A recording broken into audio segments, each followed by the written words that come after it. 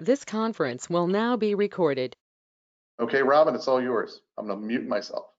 Okay, very good. I hate not being able to see everybody, but I'll try to make the most of it.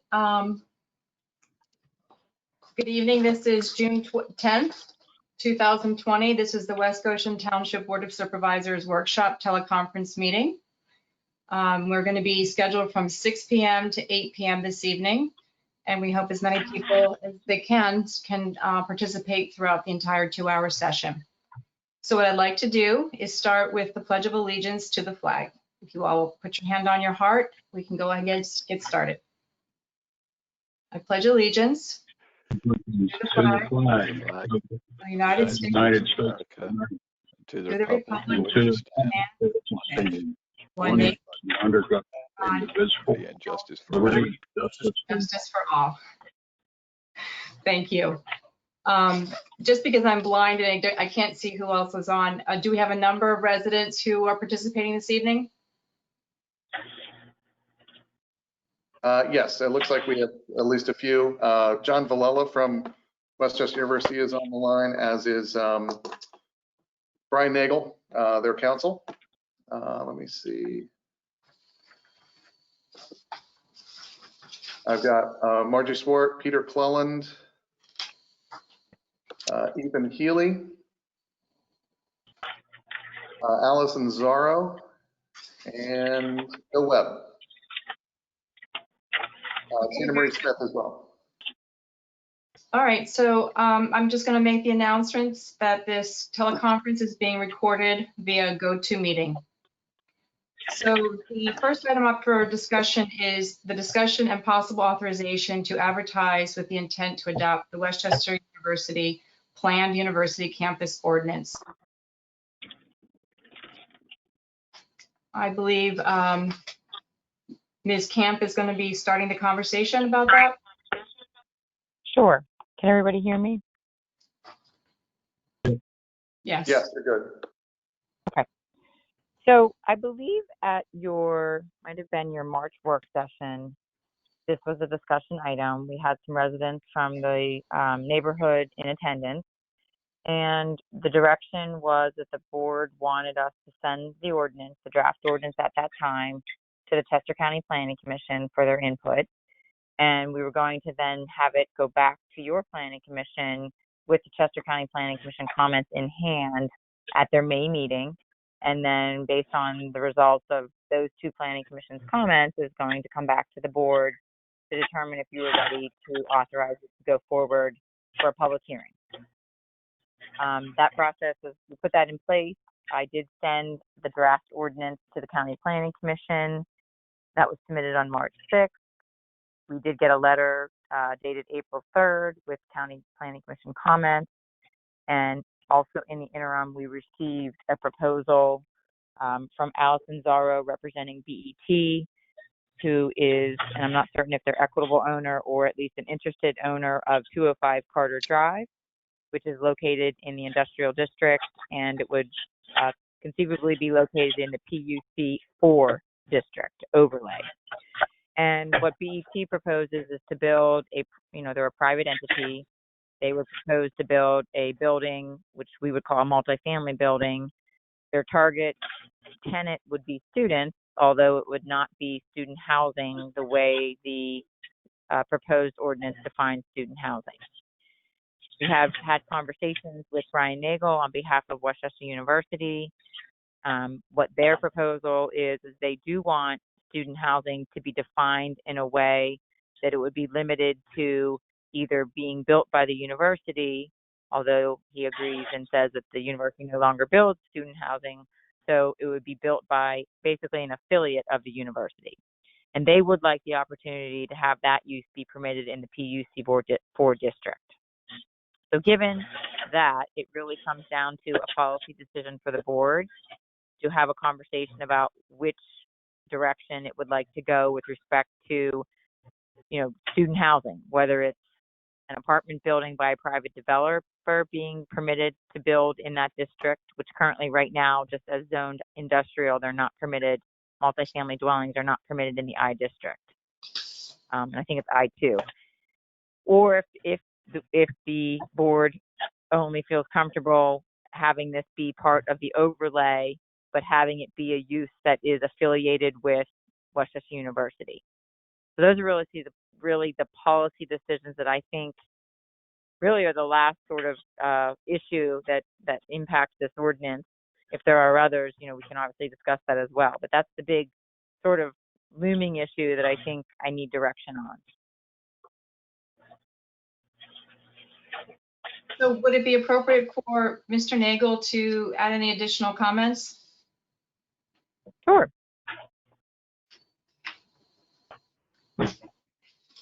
Yes, I guess the only thing I would say at this point, other than responding to any questions that the board members have, is that the university has a long history, obviously, in the area, and anytime there's student housing, whether it's managed by the university or not, folks tend to look to the university as the manager of that housing or as responsible for the students and the conduct there. The reality is that unless the university is the manager of the property, it doesn't have any control or jurisdiction or oversight over the students who are living there. So it's the university's desire that residence halls or student housing, and I think probably the residence hall definition and the student housing definition could be one and the same in reality in this ordinance. But I think the desire of the university is that any students living in this locale would be students living in housing that's managed by the university. John Villela has anything to add to that, I'd invite him to do that at this time. Yeah, thank you, Brian. Just a couple words. I think you hit the nail on the head when you talked about the management of students. If the university's managing, that means that we have resident directors and resident assistants in the building that are monitoring things. They come under the auspices of the university, which has different policies and allows us to keep much better control than what we can in off-campus housing. So we think it's in everybody's best interest to put this limit on the ordinance itself. And I'll just add one more thing to that, which is that structure doesn't eliminate the possibility of BET or a similar entity owning and building the facility, as long as it's managed by the university, leased to the university as it were, and managed by the university. That would qualify under the way we're envisioning it. Brian, can I ask a question on that? So Sure. I think part of the thing that I'd like to see happen, or what I would recommend to the board, obviously it's their call, is that the whole thrust of this ordinance is to encourage the university, when it does future development, to have a master plan. And if a private developer were to build a multifamily building or a residence hall, whatever we want to call it, that then ultimately is managed by the university, would the university then work with that entity in preparing a master plan and filing the conditional use application that would be needed for approval of the master plan? Yeah, that's a good question, Kristen. In my mind, ideally, that would be worked out and incorporated into the master plan. So in other words, if there's a project in mind and we're proceeding with a master plan for the overall campus, we would intend, I believe, to include that as part of the overall master plan, and the coordination of the development and the situs for that would have already been coordinated, for example, with an entity like BET. Okay, thank you. Because I know when. Can I ask a couple questions here? Brian, who would have, if it was strictly a private entity that was building student or I wouldn't say student housing, building an apartment complex within the PUC4 area, and it did not have any university management, who would have jurisdiction over that as far as police matters? Would it be the West Goshen Police Department, or would it be Westchester University Police? Who would have jurisdiction? Well, I can't speak for the West Goshen Township Police, but based on my understanding of municipal law, which has been around for a little while, I believe in that case, John, that the university and the university campus police would have absolutely no jurisdiction, and the West Goshen Township Police would have jurisdiction. But then on the other hand, if it was a management arrangement with the university, what would be the situation then? In the event of a management situation with the university, as you put it, the university would have campus police jurisdiction and management of the student occupant jurisdiction, and West Goshen Township Police would also, of course, retain their overarching jurisdiction of the property. Okay, and So Brian, that's true.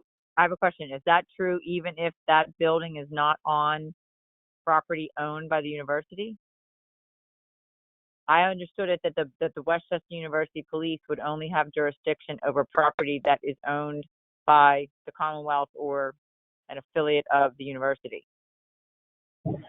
Yeah, that would require a lease arrangement that gave us that setup. But John, can you speak further to that?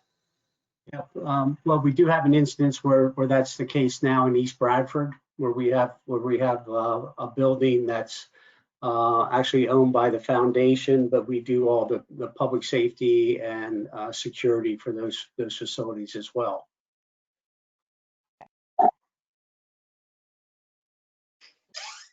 if I can follow that up with another question, what is the tax situation for a property that was privately developed but managed by the university, as opposed to one that was privately developed without any university management?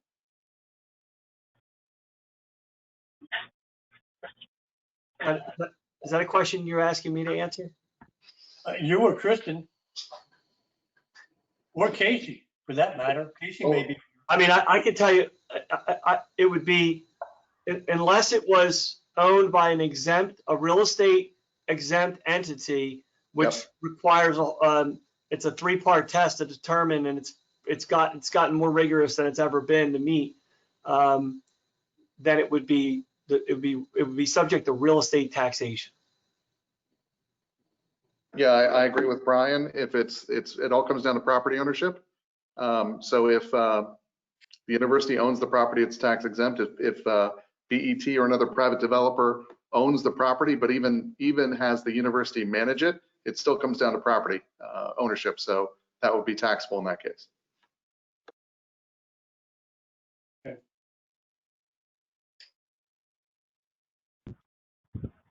This is Sean Walsh. I have a couple of questions.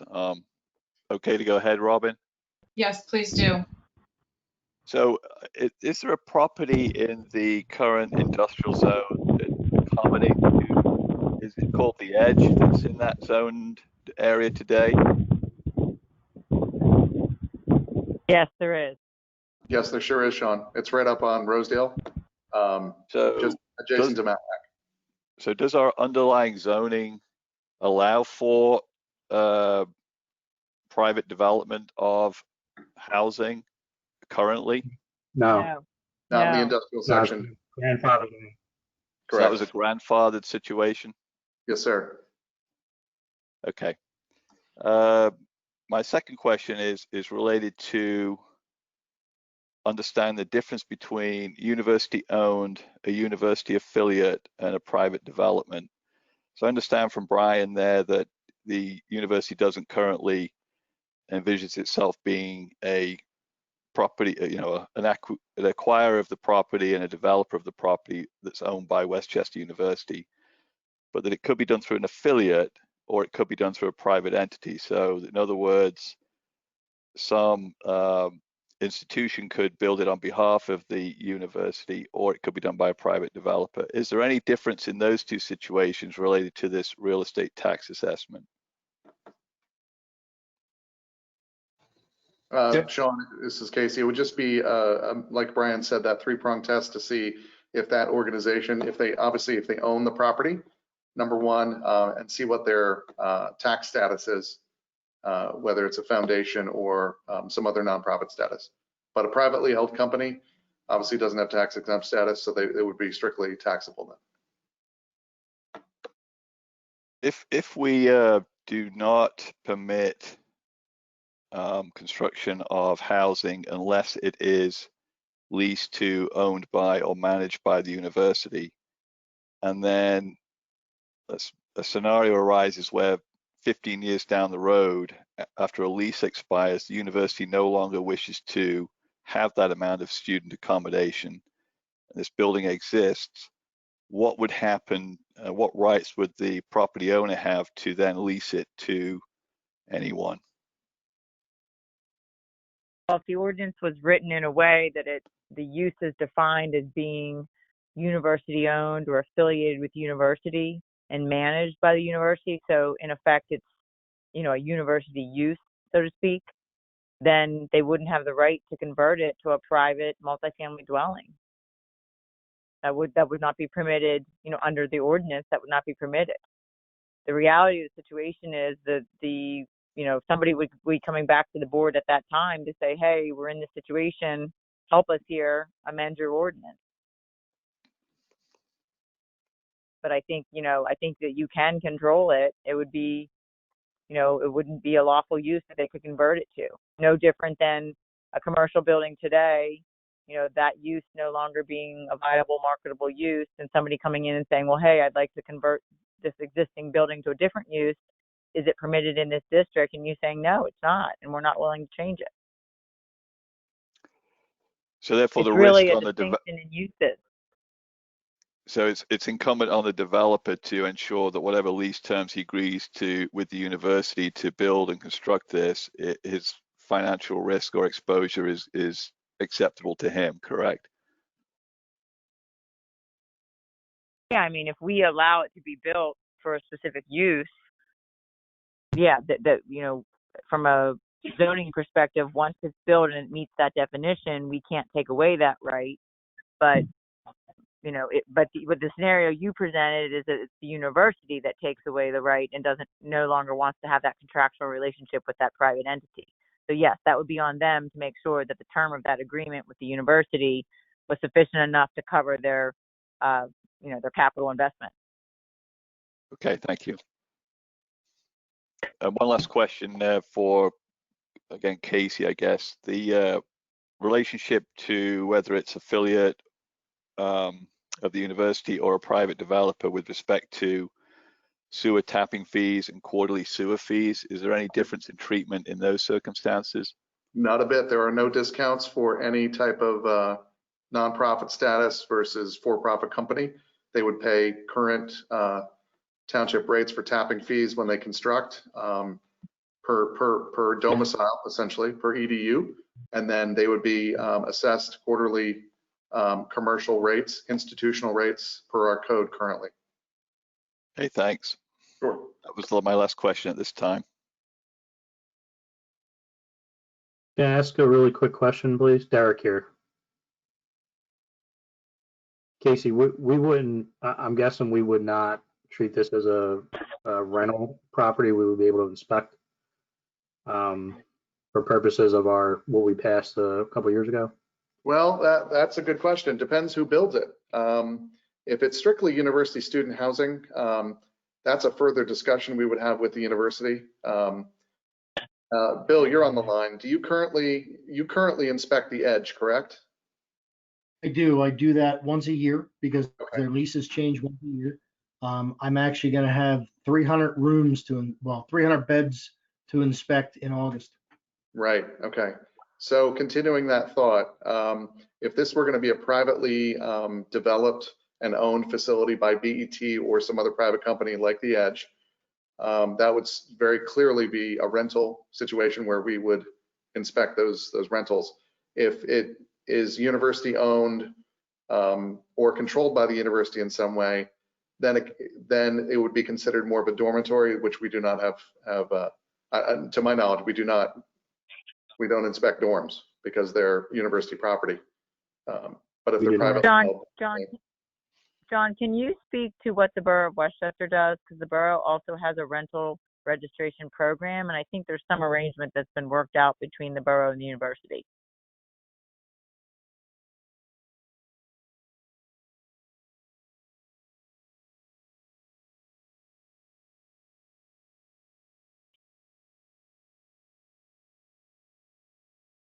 I'm sorry, Kristen, is John that on? directed to me? John, yes. John's on mute. Someone needs to open his mic. Okay. yep, I think he's there.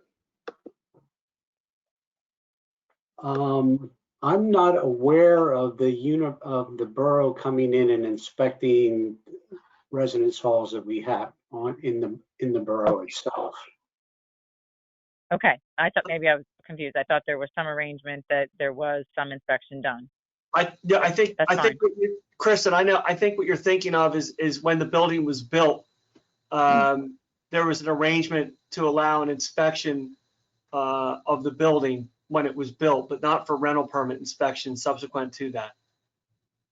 Okay, thank you. Sure. Just another point, if I may, if that's owned by the university, then we don't even have inspection rights of that building because Pennsylvania Labor and Industry oversees all state-owned building. Yep. But they inspect it, right? One way or another, it would be inspected. That's correct. Mhm. Either by the Department of Labor and Industry or by township code officials. Ryan, Derek Davis, I had a quick question for you. So going with the example of the BET example that we were talking about earlier, what specific, because BET has been lobbying us for years to basically change the underlying zoning, having nothing to do with the PUC itself, just, the underlying zoning right there in order to have places like the Edge be able to be built again. Is the only incentive for them to work with you guys the fact that they can't do it there, or is it just easier from a business perspective for them to want to be a partner with you guys in order to do that sort of housing? I'm just trying to understand why they'd want to do it with you, or is it just simply because they're not allowed under the zoning? That's not a question that I know the answer to, Derek, to be honest with you. Okay. All right. I'm sorry, BET owns the Edge. Is that what I'm understanding? Okay. That is correct. And Kristen, I guess just to follow up on that real quickly, I guess to that point, there's stuff with the private entities that we could, outside of the PUC, handle in the future with the underlying zoning. This wouldn't preclude anything in that regard, Right. Correct? Yeah. Right, and that's one of the policy questions was if the board was willing to allow a private entity to develop multifamily housing, if they wanted to restrict it to students or not, but that could be done. That doesn't have to be done as part of the overlay ordinance. It can be done.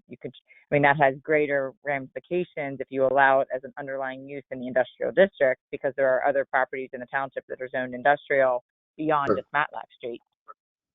Yeah, gotcha. But that sort of goes away from the point of that area being part of this overlay. And if it's something that's really catered towards student living, part of the whole goal of this ordinance was, again, to get a master plan, to be able to facilitate longer range planning, as well as getting some of the amenities that both the borough and West Goshen feel are appropriate in terms of pedestrian connectivity, TMDs or TDMs, just the whole host of things that we're hoping to get from a master plan process. And that also goes to the issue of being able to provide on-campus housing for the students, and that's what the university wants to do. If I may, this is Allison Zaro. I represent BET. If I could pipe up for a minute.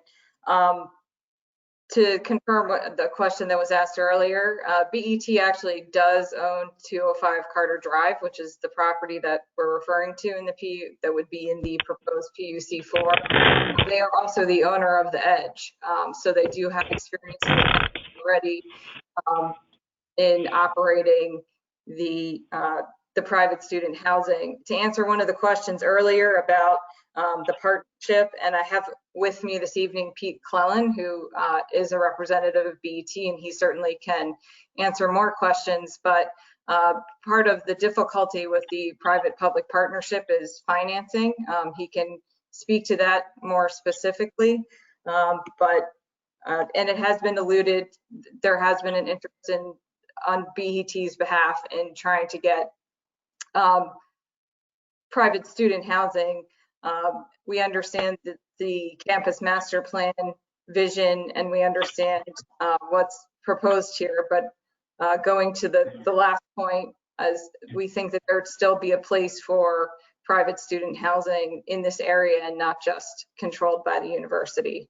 And Pete, if you have anything you want to add just about, you know, the financing, or you've taken a look at to respond to that, some of that, I'd turn it over to have you address that. Yeah, no, I mean, I think that was well said. If anybody has any specific questions about that, that's fine. But to your point, the ability to put financing on the project, both secure it and put it in place and keep it in place, it's very difficult if it's hinged on a public system that can just, you know, is going to want to have terms that are acceptable to them, that they can just shut it down at any point in time they decide it's no longer, you know, viable for them. And then to your point that you raised about the codes before, if it's not a permitted use at that point, where we and the financial institution are now stuck with an asset that can't be used for what it was intended for.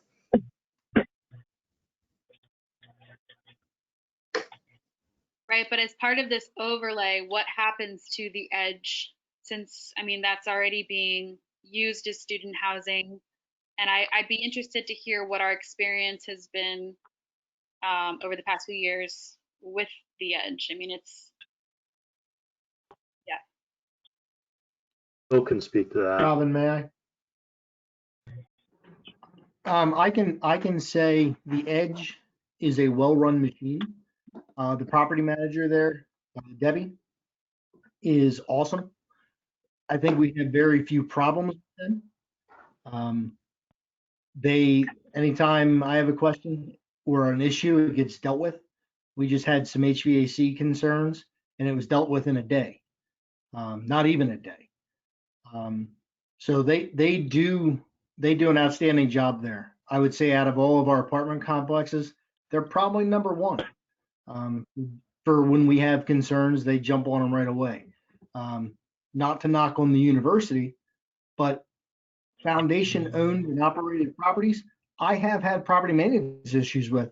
And I think if some of the residents, if Mr. and Mrs. Heiss were on here, they would agree that we've had some issues with some foundation owned properties that are rentals, that it takes me days, if not more than a week, to get things resolved.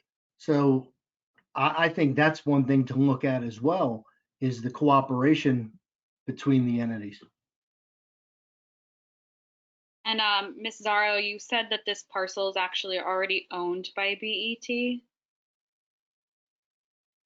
That's correct. They have owned it, and they are the current legal owner. Are you talking, Allison, of 205 Carter Drive or of the existing Edge? Both of them. They are the current owner of both properties. Okay. And I wanted to add something as far as the impact, and I spoke with Robin briefly today about this, that I think the impact from the Edge today, I've not heard negative impact with respect to West Goshen properties, but representing the borough of Westchester, I know there's common complaint from residents that live on Walnut Street, that students that live at the Edge going up, you know, into the uptown town center of the borough of Westchester, coming home in the late hours of the night after visiting the bars. I think the impact is felt on the residents of the borough more so than property owners in West Goshen that are either further to the south or are more commercial industrial properties that may not be there in 2 and 3 in the morning.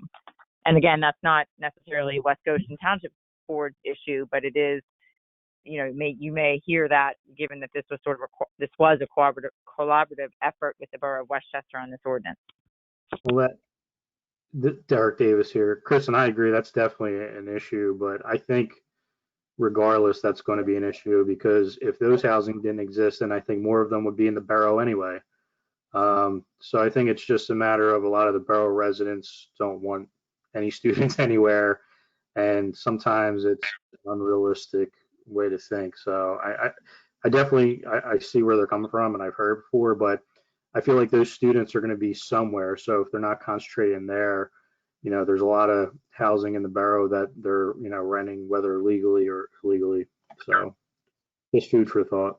Well, I, Eric, and regardless of who owns the student housing in this district, I mean, that could potentially be an issue. I guess we're talking about a tax exempt building if the university were to build versus a taxable residence. Is that right? That's correct, and this is where, Brian, if you could give clarification on this one. According to Mr. Nagel, the university will not be building a building, again, for student housing. They would only do it through some affiliate. And Brian, are we certain that if you do that arrangement through an affiliate, that would still be a taxable property? As it's proposed, yes. Okay, because I know that there's been issues with respect to some other buildings that are owned by the university but are leased to private entities, and we've looked into that and we were told that they're tax exempt. And my understanding of the exemption laws is it's the use of the property. So that'd be something I would just want to make sure we 100% confirm. Yes, and actually I have a question about what is the definition of an affiliate in terms of the type of entity that would work with the university?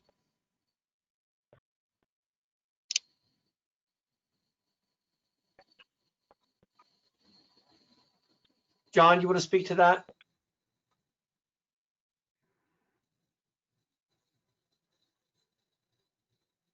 In terms of affiliates, we have the Westchester University Foundation. We have the Pennsylvania horse racing industry, I think, with another property that sits in West Goshen. That's on Rosedale Avenue. So we have an affiliation with that group as well. Those are the two primary groups that we have. We do have a couple. Vendors on Linden Street and High, corner of Linden and High. But those properties, we do pay taxes. We do pay some taxes on those properties with the vendors in there. So I'm not sure where this question or where the disconnect is right now. So if an affiliate is involved with working with the university to achieve having this structure created, how is that? What does that look like in terms of the entities? Is it almost like having a consortium of groups coming together to build this building and then go ahead and manage it? Is that something that's already been done by the campus? Yeah, we have the affiliated group takes care of the building of the project itself, and then there's a ground lease arrangement that's made for going forward, and that's what would keep it in the hands of the affiliate as opposed to the university itself. And do you already have productive outcomes from other experiences working with your affiliates? Yes. Yep. We have. I mean, most of those affiliates to date have all been with the Westchester University Foundation in terms of student housing or building of student housing. Okay. Thank you. Mm-hmm. John, the buildings that are located on South Campus in East Bradford Township, are those on Commonwealth-owned land, or are they on land owned by the foundation? How does that structure work? Is that the Those- buildings we're talking about? Yeah. Well, those are all on Commonwealth land. So we have the lease arrangements with, they actually have the lease arrangements with the Commonwealth. Who owns the buildings there? The foundation? The foundation owns the buildings. They structure the bonds and all the construction and finances for those buildings. And are those buildings taxed? Those buildings are not taxed because the foundation is a nonprofit.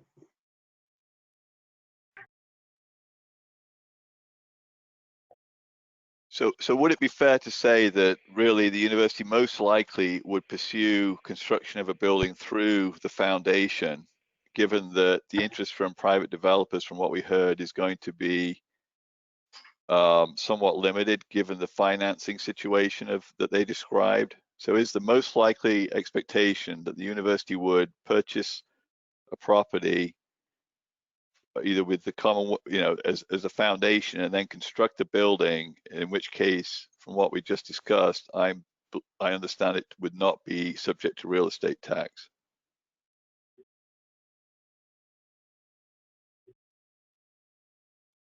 That's not the way that we see this going forward right now. We see that the foundation has they've taken on about as much as they can take on with the construction that we've done. And if you look at what's happening in a number of universities, most of them are doing these third party providers at this point in time.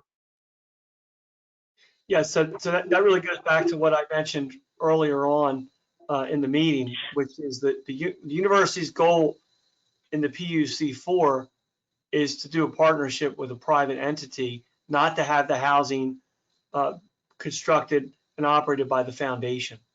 So the structure that exists, for example, in the borough of Westchester, it's some of that housing. That's not what the university is envisioning here. So here's where I'm standing with this. We have a company, BET, who owns a parcel at 205, who wants to build taxable multifamily housing, who already has an established unit that's similar, that's the Edge.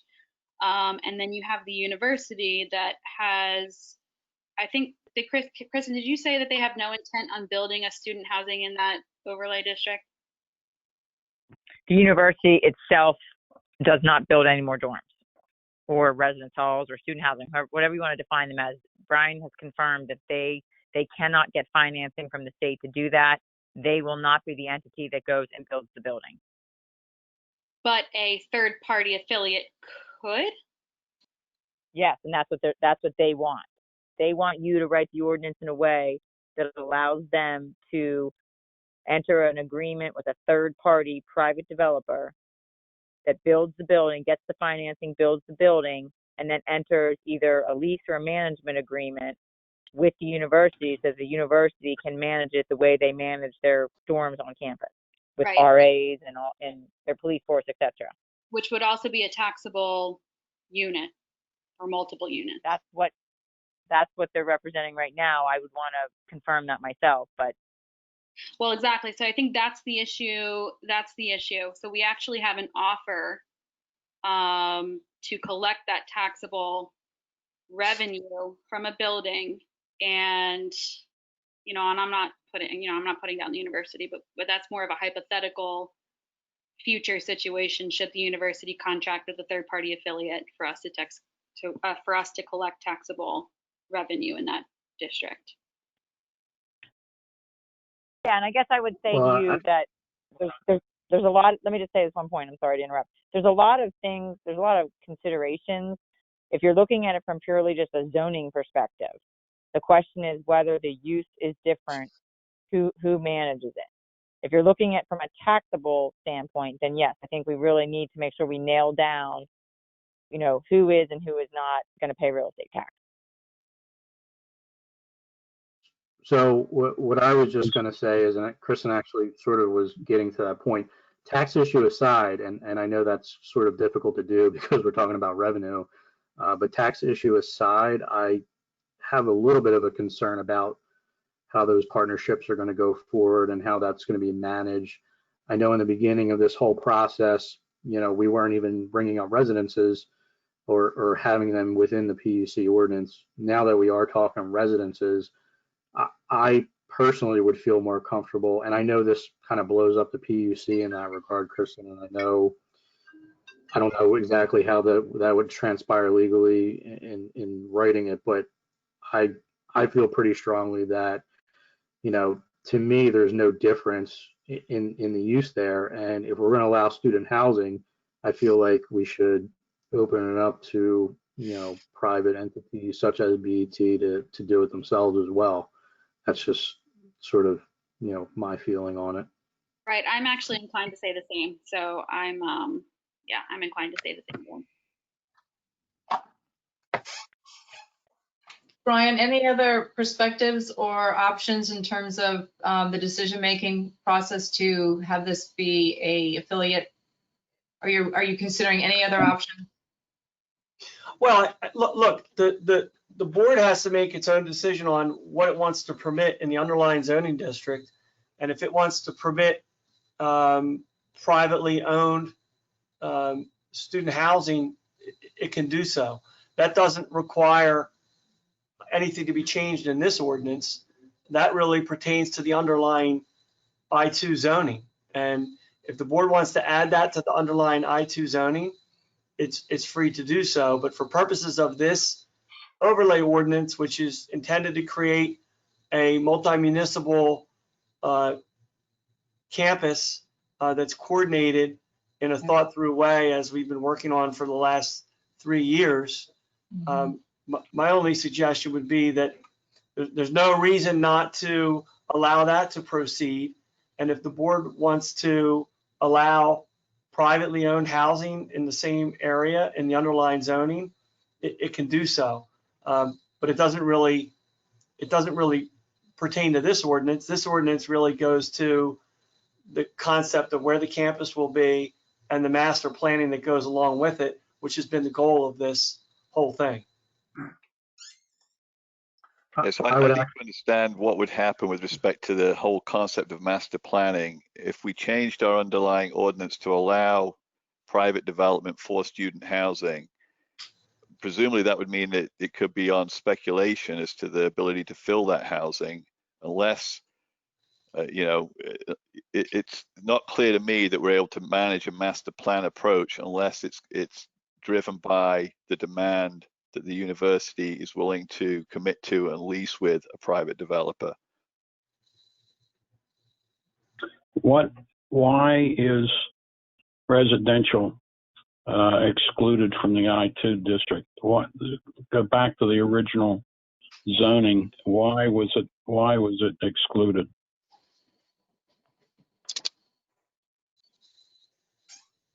I can't speak to that. I don't know. Yeah, Hugh, it's Casey. I think it's just because they're generally considered, and you know, you have three attorneys on the phone here. I think it's just an incompatible use historically between industrial and residential. I think that's why. If it was originally incompatible, why allow it now? Well, that's the decision making by the board. Yeah, I have to agree with that. But there is no heavy industrial over there in that district. I mean, it's all offices and there's no industry over there per se. You got the Artisans Exchange, which is farmers market, and University of the Edge. Yeah, the Edge was Aero Projects. In front of it, the property in Matlack Street was the canning operation of a mushroom house. Right. So no, that's no longer there. Right. I think part of the thought process, though, was that the PUC4 district was recognizing an extension of some uses, administrative buildings that have come into being for the university, and West Goshen really saying, okay, you know, the university, we're going to define the boundaries of what is the campus, and then within those boundaries define what we believe to be, you know, appropriate uses. Right. So, you know, the thought process is that it was appropriate for university-related uses to extend into the PUC4 area, which is the area of Matlack Street. Yep. And if I can get a clarification, if we go ahead with a multifamily, privately financed and privately owned project, would you need to be a student in order to rent there? Is that Yeah, absolutely. This isn't market rate rentals. This is strictly student housing. That's how it would be written. We don't want a Jefferson at Matlack going in, you know, on Rosedale that can be open to anyone. This is strictly focused on students. So you'd have to be a registered student at Westchester University to be able to rent there then? Yeah, I mean, my knowledge, and Bill, if you've, I think I've seen the Edge's master lease with their students. I think I saw one copy of it one time. It is extremely strict about you being a student and living there. They don't want just, you know, normal residents living in there, because it's incompatible again with the student lifestyle. So this would strictly be student housing. That is completely correct. I'm not even sure if, maybe Mr. Clellan could chime in on this, if they even allow graduate students. I think it's strictly undergrad, and yeah. Yeah, I'm not intimately familiar with the management side, but I do believe you're correct, Bill. I think it's only undergraduate. Yeah, I think it would be pretty seamless to have the Edge and whatever other building BET wants to build right there, especially because we have such a positive experience with BET. And Brian, you mentioned the concern over, I guess, I don't know what word you want to use, fluidity of the whole area because it would be owned by the university. And have you found that to be the experience, or has the university found that to be the experience with the Edge? Because my experience is that the Edge kind of fits right in, and the students sort of, I don't find a big issue there. Am I wrong? I'd have to ask John to speak to that question about the Edge, although I'll make a comment about the ordinance considerations when he's finished.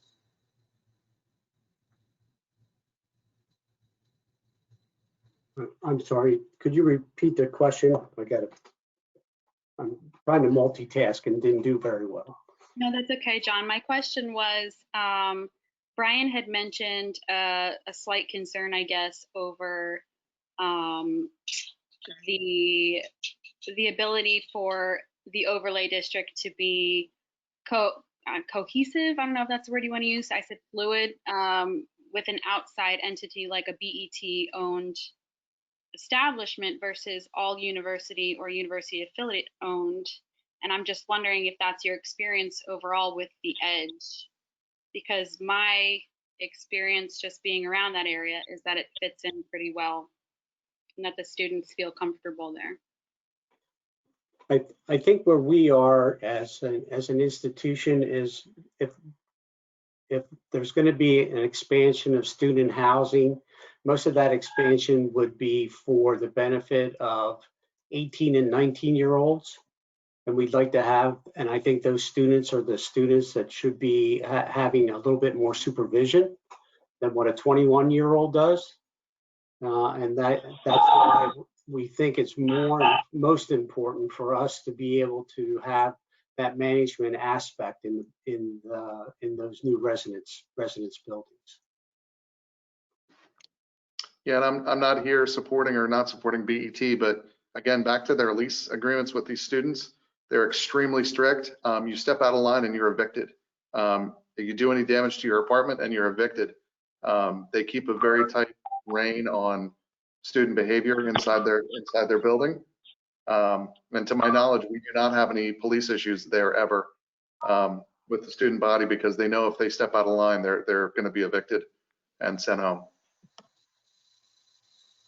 The one thing I will say is what Brian said earlier is correct. Passing this doesn't necessarily mean you cannot address the underlying zoning in a future date. My only concern with that would be passing this and then just letting that drag on and not doing it, and having this in place and not addressing the underlying zoning with the private entities, because, you know, as we know, we're in government and sometimes that happens. So that would be my only concern. But I mean, he's correct that, you know, you can do both. It's not mutually exclusive. Yeah, keep in mind that passage of this ordinance just triggers the ability of the university to develop and file an application for a master plan approval. And of course, when the university does planning that includes any type of building, whether it's student housing or otherwise, they're incorporating and considering pedestrian flows, sidewalks, and everything else that goes into an overall campus planning. And I think the intent of this whole effort and of the overlay was to have that globally planned, and then of course have the sister ordinance in Westchester Borough. So again, I still think that you have to look at the overlay in the context of that university master plan that's done in West Goshen Township, and of course will be done in Westchester Borough as well. And then separately, if you want to also consider allowing private student housing or otherwise in the underlying zoning district, you're free to do that. And I don't think the timing's an issue, because the university still has to plan and develop and file for approvals for a master plan. So I don't think there's really any timing problem. I think it's more just staying true to the original goal of what we started 3 years ago, which is to have a campus planning and zoning that applied to the university in both West Goshen Township and Westchester Borough.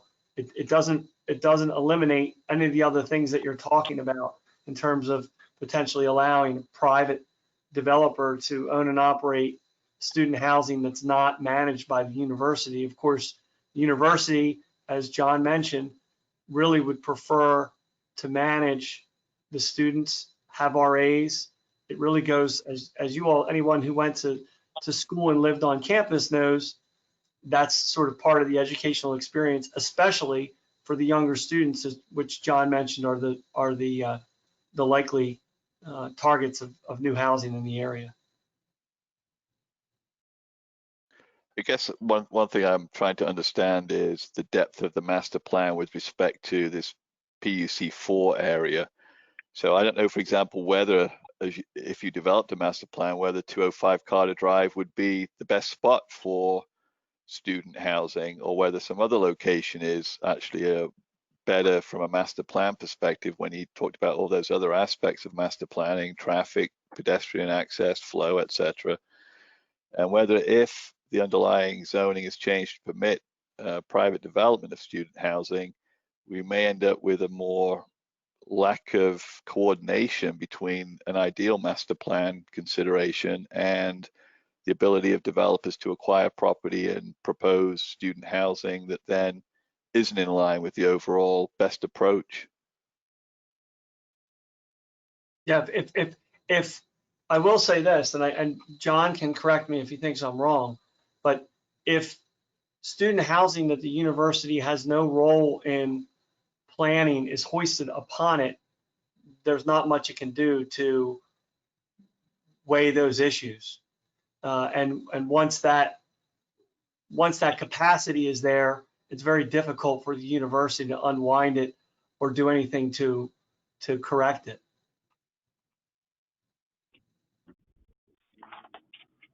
So to me, that is a big consideration, because the whole intent, as you articulated earlier, Brian, was to end up with a full master plan approach to all these issues, housing and many other aspects of infrastructure.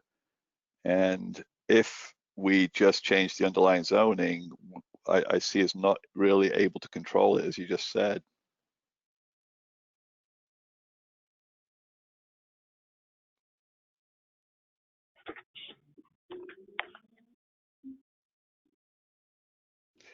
Is there a way, Kristen, we could write this ordinance so that the student housing isn't, I know I'm going back to the issue before that the board's concerned about around tax revenues, so that it isn't owned or managed by the school, college, or university, but it has to be owned and built by private development, but as part of a partnership with the school, college, university? Is a way to, would that be a different approach? I think that's the way it's worded now. The definition of student housing now is that it's somehow affiliated with the university, so that it really can be looked at as a university. I'm really talking about excluding the ability of a foundation or other entity that is not tax-paying to own and then partner. Yeah, I mean, I would hesitate to bring tax concepts into zoning.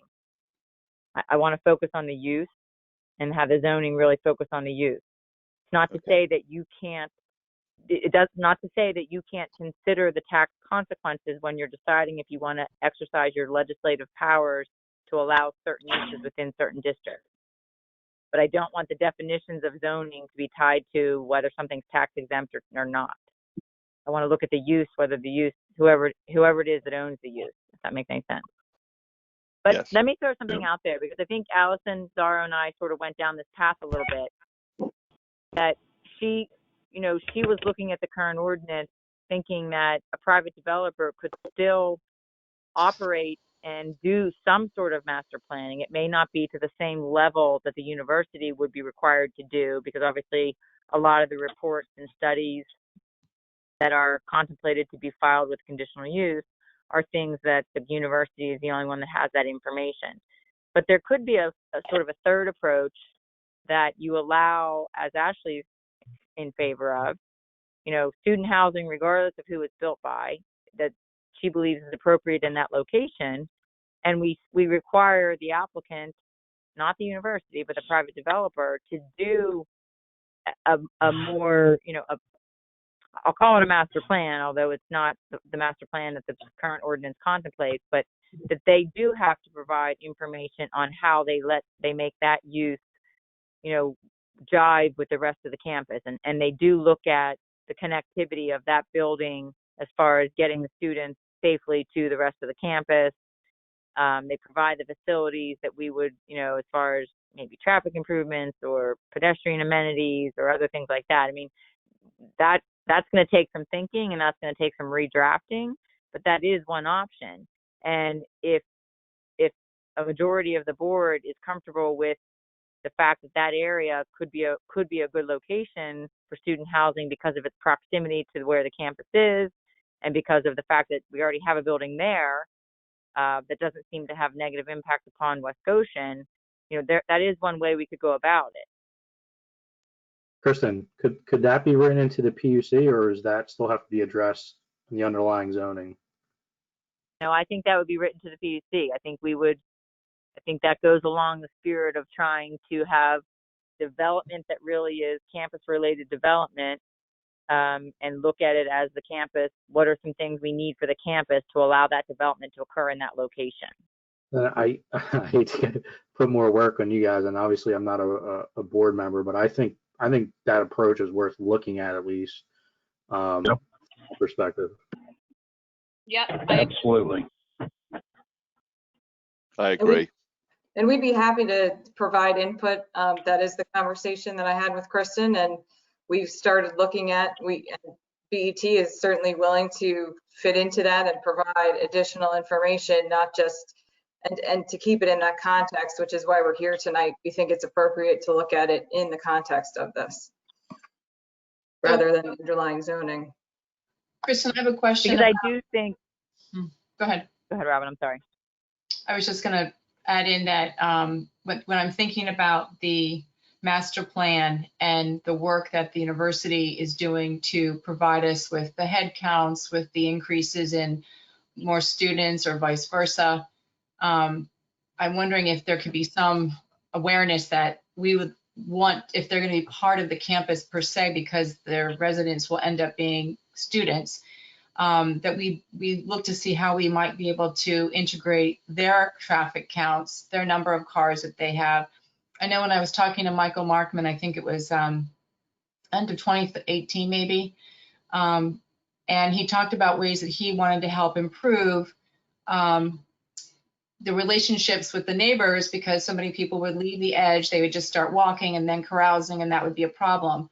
He also was interested in maybe providing or a discussion, it was a possibility that they could have their own shuttles, which would keep the traffic flow off of the campus, which is one of our main goals, is to reduce the amount of students having to go from north to south through the neighborhoods. So if that's what you're thinking about in terms of integrating somehow in with the master plan, I think it would be very helpful to get their perspective on it and hopefully have some buy-in to address these issues in that master view once they become a member of essentially an extension of the community. Yes, And that is, we've started doing it on our other properties. We have 2 properties close to each other, Granite Run and West End Flats in Media, that we've reached a critical mass now with those 2 properties where we are providing a shuttle that loops between the 2 properties, the train station, the reconstructed Granite Run Mall project that we completed. So that is something that we have actively worked into our program already elsewhere. That's good to know. Thank you. I think that no matter what, BET, if they were to build student housing and the university, in the interest of the students, would work together to make sure that there's cohesion here, just as they did with the Edge. That's my opinion. That's what I think is going to happen. So I'm not super concerned about there being an issue.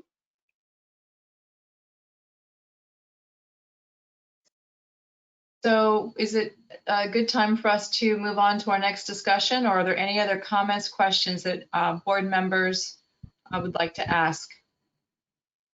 So is our conclusion that we're really asking for the ordinance to be reworked a little bit to look at this concept of private development building to be master planned to some degree? Sounds like that's what the consensus was. So Kristen, what would that look like from your perspective? Robin, before Kristen answers that question, may I say one last thing, please? Yeah, I think Sean was speaking right now. So did you get your answer, Sean, yet? Well, I'd like Kristen to answer, No. Given what she's heard, what would be the next step at this if we were to go in that direction? Sean, what I would do is I would make sure we have an accurate, that the definition of student housing encompasses what we've talked about, regardless of which entity it is that builds it, because right now that's not the way it's defined. And then I think we would have a separate section that I'll call it a mini master plan. That's what's in my mind, maybe not to the full scale that we would have the university, because again, they're not going to be privy to all the information that the current ordinance would require them to put together. But we would take components of it in the instance where a private developer was the one doing the development. And we'd have a separate section that deals with how student housing would be approved if it's done through a private developer, and what kind of planning documents they would need to provide as part of their conditional use application. Okay. I'm finished, Robin. Thank you. Sure. Is John, are you also speaking next?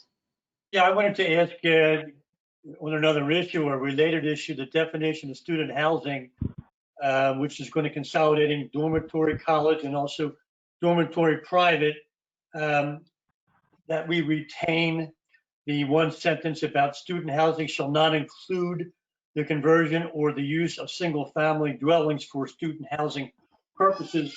I understand there are no private residences in the PUC 4 area, but this is a generic definition for the entire PUC overlay. So I'd like to see that sentence retained as part of that definition. That's in my definition now. Right, but Mr. Nagel was suggesting that it be removed. Right.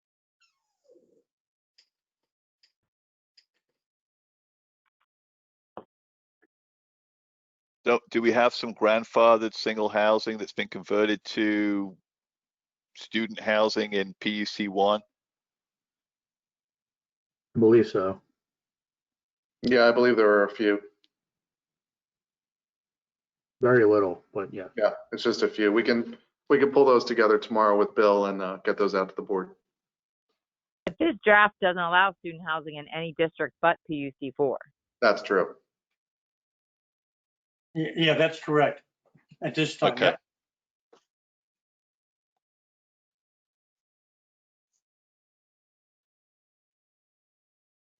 Okay, well, I'd like to suggest that if I have a consensus of the board to go in that direction, that I work on that.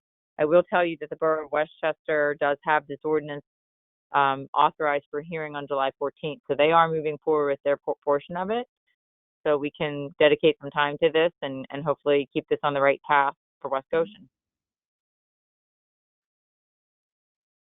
That works for me. I think Robin's trying to say, Robin, you're muted.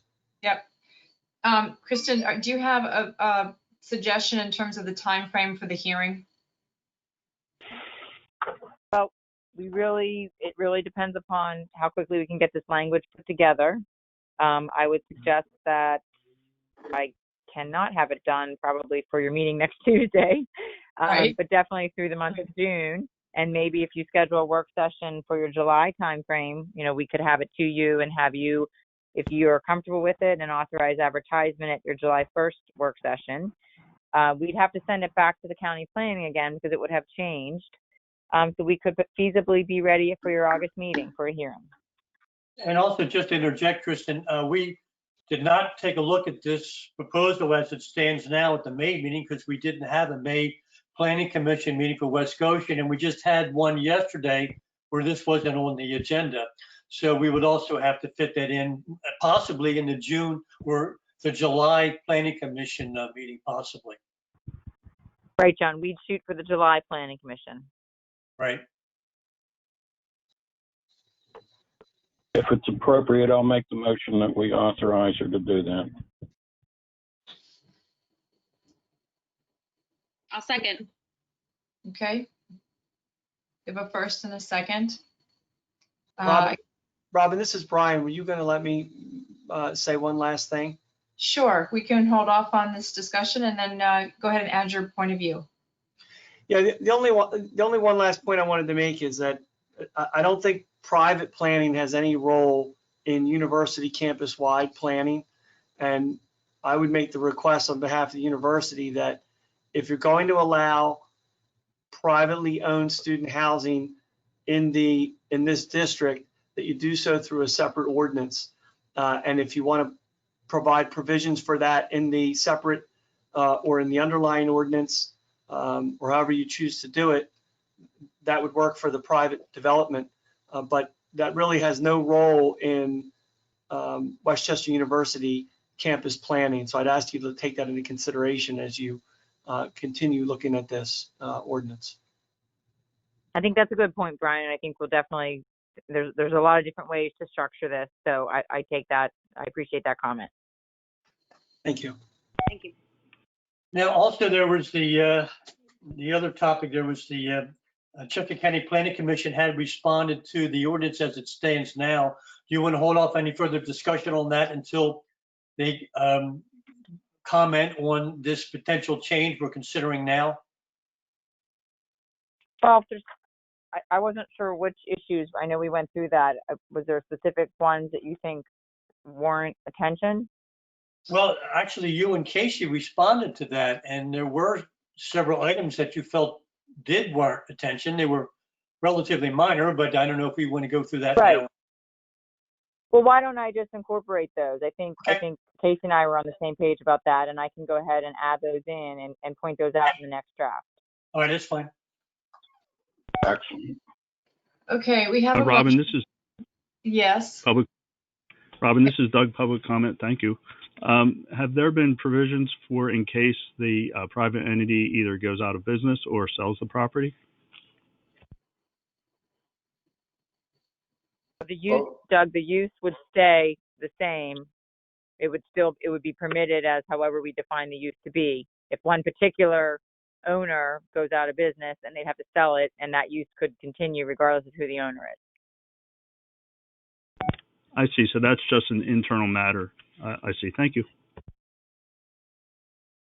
Okay, so we'll go ahead and unless there's anything else the board members want to say or any of our, any of the folks that are here to also weigh in on their points of view through the university and through BET. If I don't hear anyone interested in any more comments, we'll go ahead and open it up to public comment. So any other comments from the board and or our visitors? No. Okay, let's move on to public comment.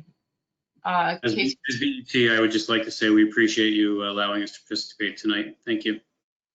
Thank you for participating. We really appreciate it. Okay. This is Margie Ford. Can I ask a quick question? Yeah, could I just have a minute to go ahead and check? I want to make sure, is Lisa participating in managing the No, this is a small meeting. I didn't have her come in tonight. Okay. All right. So Margie, go ahead. You can start. Real quickly, what does BET stand for? Is that short for? Those are the initials of Bruce Toll. I forget what his middle name is. Okay. Elliot. So that is in fact a for-profit company. Correct. Okay, the reason I'm asking, I will send this to you tomorrow. I won't go into it now, but during the discussion, I pulled up the last bond issuance for university housing. That was just in 2017 for $28 million for Commonwealth Hall.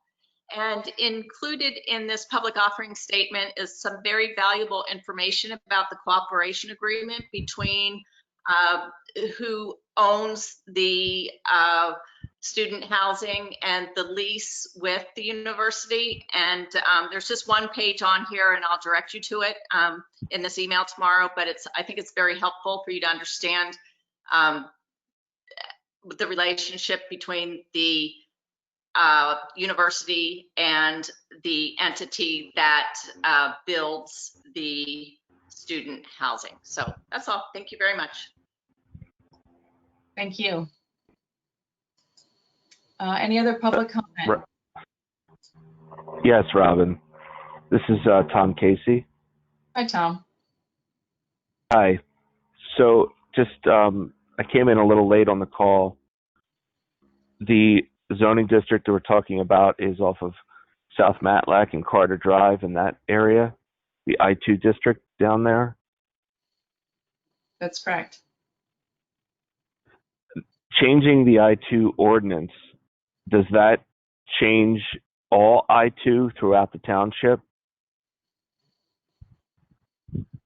It would. That's a good point, Mr. Casey, and that's why it's one of the considerations that if they were to allow this use just in the I-2, any property zoned I-2 that meet the appropriate area and bulk requirements would be permitted to have this use. Okay. So that also, there's also Westtown Road, which is off of, was that Neild Street? There's an I-2 district there, which is real close to the university. So if somebody wanted to build over there, they could. And someone, I'm not sure if it was Robin or the gentleman from BET mentioned about potential busing. So by changing the I-2 here, we're changing it everywhere, which could allow for apartment and or multiple type construction in those zones. Well, right, but that's not what the board is asking us to do. They want us to only allow it as part of this overlay, which is only the I-2 properties that are along Matlack Street. They would be part of the PUC District 4. So my instructions, the way I understood it, was to allow within the PUC District 4 a student housing facility, not in the I-2 underlying zoning. Okay, and there's no issue with spot zoning, correct, Ms. Cam? No, that's not a spot zoning issue. Okay, thank you. Thank you for your If I comment. could just say here, if I could just interject for a second, there would be very little appetite to change the I2 district to allow multifamily residences. I don't think you're going to find much support for that. Let's continue. No, with no, I'm hope. Go ahead, Yeah, Tom. I hope not. I think that was John speaking. I hope not, but what I'm concerned with is private development for apartments being, that are saying we're housing students and we're going to bust them, because they may be able to argue that we can do this because you've allowed for it here. That's my only concern as a resident in the community, adding more multi-unit housing. So, all right, thank you. Thank you for your comment. Do we have any other public comment? Hearing none, we're going to go ahead and move forward with the vote. So we have a motion and we have a second. I'm going to need someone to define exactly what we're voting on, because I heard Mr. Purnell, but I wasn't able to hear him perfectly. I think, Robin, it was just for me to proceed in the direction of amending the current PUC ordinance to allow student housing by private developer with some sort of what I'll call mini master plan. There's a lot of different ways we can go about it. As Mr. Nagel suggested, it doesn't have to be, it doesn't have to be a subsection of this particular ordinance. We could do it as, a different use. So there's a lot of different ways we can go about it, but that's really the direction that's for me to proceed in that fashion. Okay. All right. So Correct. we'll continue to do a voice vote as we have for every one of these virtual meetings. Mr. Walsh, could you go first? Yes, aye. John Hellman? Aye. Ashley? Sorry. She Aye. seconded it. Yep. And and Mr. Purnell? Yes. Okay. And Robin, aye. Thank you very much. We appreciate you listening to us and considering this. You're welcome. Thank you for being here. Yes, thank you.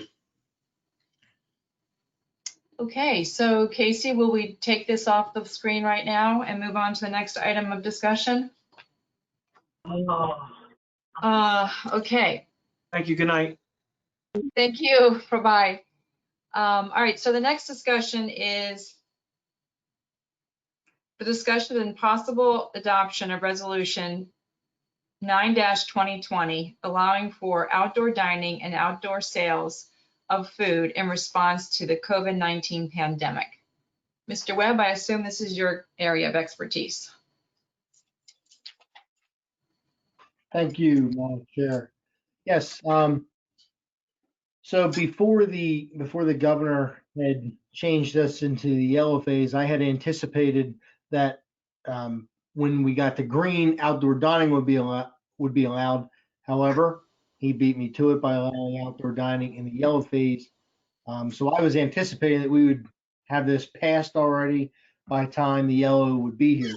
I had just thought about doing this because I kind of put my old economic development hat on and thinking about business and knowing that a lot of these businesses are struggling, that in order for them to be able to successfully do outdoor dining, we needed to do a resolution to our zoning ordinance to allow for this, because currently not all of our restaurants would be allowed to do what we're going to allow them to do.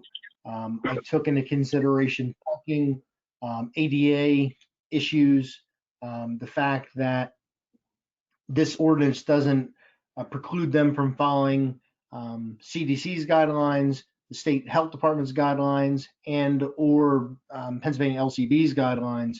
There's a lot of resources out there and guidelines that these folks have to follow, and we won't police that aspect, but we will, before we allow outdoor dining to take place at an establishment, I have to go out and review what they're going to do.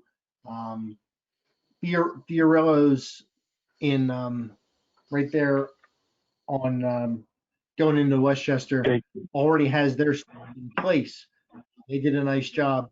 Some of the questions that had come up were man, if I have to go out and put these barriers, these pedestrian barriers up, that's going to cost us an arm and a leg. Well, I found a resource for them through U.S. Municipal Supply, where they could rent these barriers at a cost savings. So I really just think it's a good idea to help our business community move forward. I know the owner of Fiorello's. She had told me that if we don't allow these kind of things, she's on the verge of going out of business. And this is just a good thing for us to move forward with. And we've always been very business friendly in West Goshen. And I think this just shows that we're putting forth the effort on our side to help our business community. If I can add to that, yes, I agree.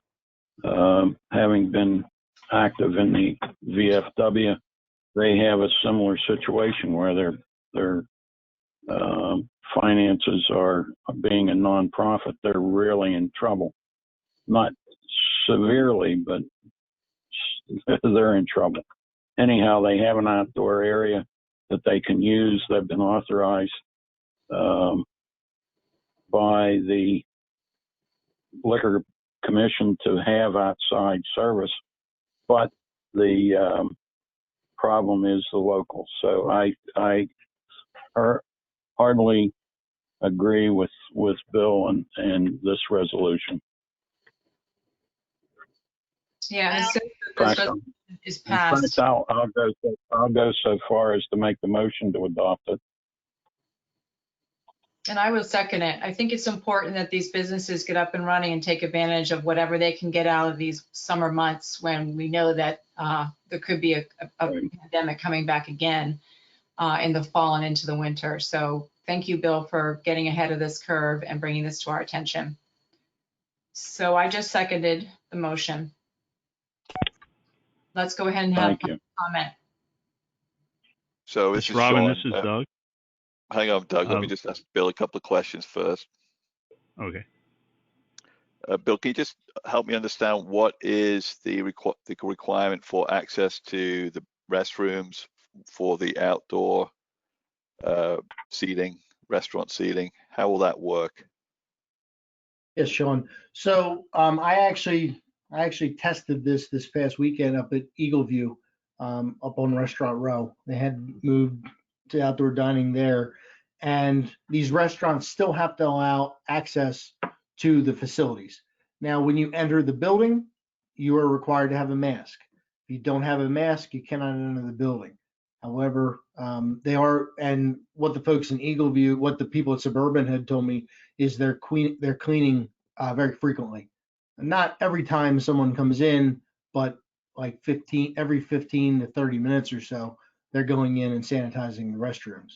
And I know that we had spoken about this before. So they do have the mask requirement in place if you go into inside the facility, just as you would any other public building. And my second question, Bill, is again, it just tests my understanding here, but if we go to a green status and indoor dining with whatever controls are expected then, would we still permit this outdoor use, or would it be terminated at that point?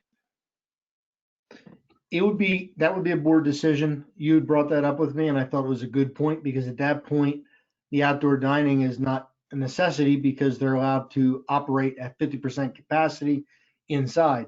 So I think that would be a good idea to add that provision to this resolution, that upon Chester County becoming a green phased area, the outdoor dining would cease unless they could meet the current zoning ordinance standards to have that outdoor dining. And I don't think they could, because what this allows them to do is eliminate parking. Okay. Why would you hamstring? Why would you? I'm going to speak, and it's a policy decision for the board, but why would you hamstring them? I mean, they're still going to be struggling. As long as they can provide sufficient parking in a safe place, why not let them do it through the fall? Kristen, I have no objection. However, part of this requirement is they need to provide me a parking study, and to me, a parking study is a very basic. You provide me the square footage, number of tables, and I verify through the zoning ordinance how many parking spaces you have. some of these places already have limited parking. Like Fiorello's, they've taken a section of parking out of their parking lot. They don't have a lot of parking to begin with. They have their capacity as 80, according to her, and she's reduced down to 45 with the outdoor seating. So she's reduced her parking capability in half as well. So, I mean, as long as they meet the zoning ordinance for parking, I have no objection to this. However, it would be a board decision. But we don't want parking issues. Didn't I read in this resolution that there's already a 90-day provision on this resolution, or was that something else? That I did, yes, Ashley, we did have a 90-day provision in there, anticipating that we would come out of the green phase within 90 days. Okay. But that's something that's just for, that's up to you guys. And again, I'm not trying to say you have to do what the borough does, just to give you the understanding of what your adjacent municipalities are doing. Borough Council last evening approved a plan that's going to close Day Street 24/7 as soon as they can get the barriers in place and PennDOT approval, which they're vigorously working on. They are going to allow any licensed establishment and restaurant to utilize the sidewalk and the entirety of the road in front of their premises, and they're putting a November 15th date to the end of that. Right, although I think there's actually talk of extending it even beyond that. Anyway, the point is yeah, I think that, I mean, like Kristen said, I don't know why you would want to cut them off early, but you know, I guess we could rework the resolution or revisit this after we enter the green phase. So my only concern Absolutely. I know is that safety related. Again, to Bill's point around traffic flow, people outside, people inside. That's at some point it could be a problem depending on the establishment. One other comment I was going to make for the board to consider is really just a concern around the use of sidewalks. It's a little vague in the resolution. We do know, sidewalks are close to roadways, and that could potentially be problematic. So again, it's a little vague as to what we mean by utilization of sidewalks. Sean, I guess what I was the thinking safety is that aspect of it. what I was thinking Sean? is that they would present something to Bill, and Bill would have to be comfortable that what they're proposing to do, meets safety standards. Yeah, I actually had a specific question about that bill. Because number 3, if a merchant were to use part of the sidewalk and the merchant shall have to offer sufficient space for individuals as well as handicapped individuals. How many places do we have in Westchester, in West Goshen, that would require or have a limitation in terms of how wide that sidewalk could be for safety reasons? And then my other concern is if these are handicapped people and they're literally, passing by people, are they going to be required to be wearing masks as well for their own safety? And I guess I question also the safety of people who are dining outside. The droplets can go out into the air in very interesting patterns. So I know we don't have to necessarily take on the CDC kind of guidelines, but I just want to make sure that, especially on the sidewalk piece, that there is not just a lane, but a lane that has shoulders on it so that they can be kept apart as much as they can from diners. Sure, Robin. And just about the sidewalk point, I've already had a conversation with our team in the codes department with Andrea and John, because we certainly have concerns with ADA, and a handicap aisleway sidewalk must be at least 36 inches wide. So not only would they have to provide that 36, but then they have to provide the additional space for tables. A lot of the places that we have that may utilize this have decent sized sidewalks, such as Carmine's. They have a pretty decent sized sidewalk in front of their store in the West Goshen Shopping Center. Panera Bread has actually been approved for outdoor seating years ago. They went through that process and never utilized. But there's even space there because now they don't have AC Moore, so they could essentially set tables up in front of AC Moore, But ultimately, at the end of the day, the landlord is going to have to give these folks permission to do this as well. So we will be checking for accessibility, because we certainly can't, we can't force a handicapped person not to be able to get through. And I understand the position about the masks. But I'm going to be quite honest with you. When I was in Eagle View on Saturday, there wasn't a soul outside with a mask. Everybody was, it was like a class reunion. Everybody knew each other and everybody was hanging out. Actually saw Pat McIlvain there. But this is West Goshen's livelihood, in my opinion, and I really honestly believe that we should just allow these restaurants to operate outside. It's not going to be perfect. This is an unprecedented event. I believe that each establishment is going to take the proper precautions to ensure the safety of their customers. The borough's doing it. The municipalities around us are doing it. I think it's, in my opinion, I believe it's the right thing to do. It's what we should do. So I support this. And again, Ashley, I apologize for my thing here. I spelled your name wrong. Sorry. That's quite all right, Bill. I totally forgive you. Hey, Bill, let me ask you a question. You brought up Carmine's. Let's use that as a good example. How would you envision this? Or I understand the sidewalk seating, that perfectly makes sense.